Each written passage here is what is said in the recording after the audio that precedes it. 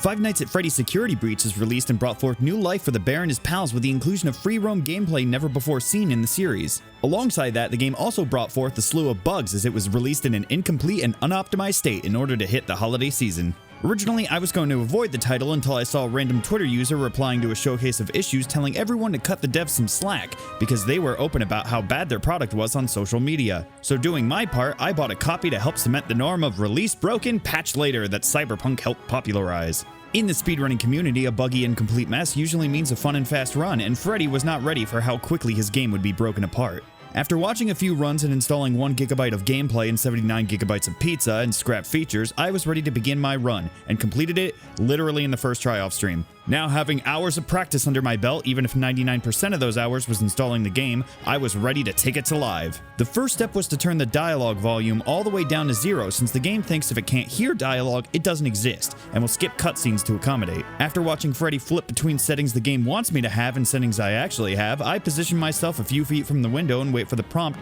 to summon the white woman jump scare. Then I turn around to get my good boy watch from Freddy.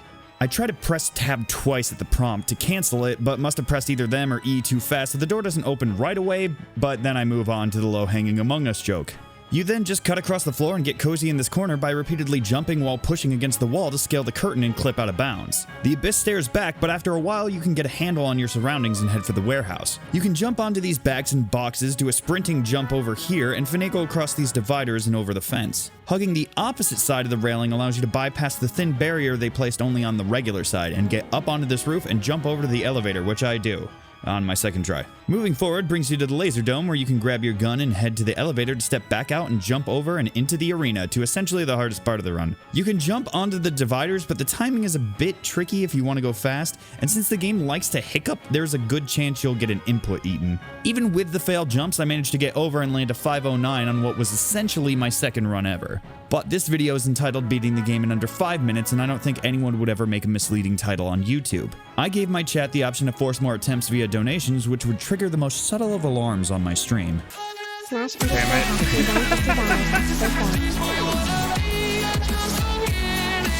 It works! Well, throughout the night, I attempted more and more runs. I shaved off about 40 seconds by managing to get some of my hang-ups on the first or second try. The main one being what I like to call the hiccup jump, which was trying to get onto the elevator before the laser dome.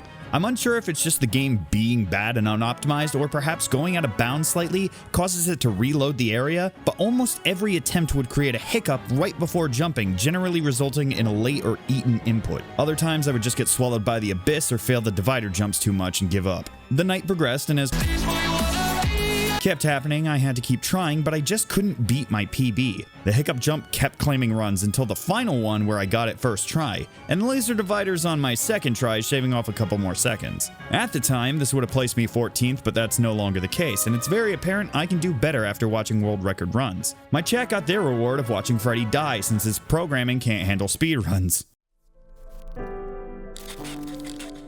Gregory, why did you have to speedrun? Speedrunning killed Freddy.